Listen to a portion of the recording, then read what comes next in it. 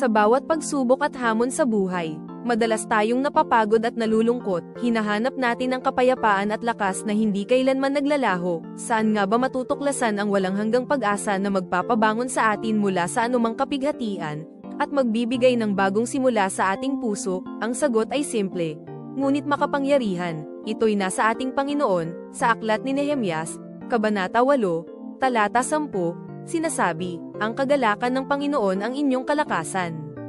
Hindi ito basta damdamin, kundi isang matatag na pundasyon ng ating pananampalataya. Ito ang tunay na pinagmumulan ng lakas. Kaya't, mga minamahal, huwag tayong magdalamhati. Tayo ay tinawag upang lumago at mamuhay ng buong kagalakan na tanging mula sa Kanya. Patuloy tayong magmahal, magtiwala, at hanapin ang hindi masisirang lakas sa kagalakan na nagmumula sa puso ng Diyos. Ibahagi natin ang pag-ibig at kagalakang ito sa lahat.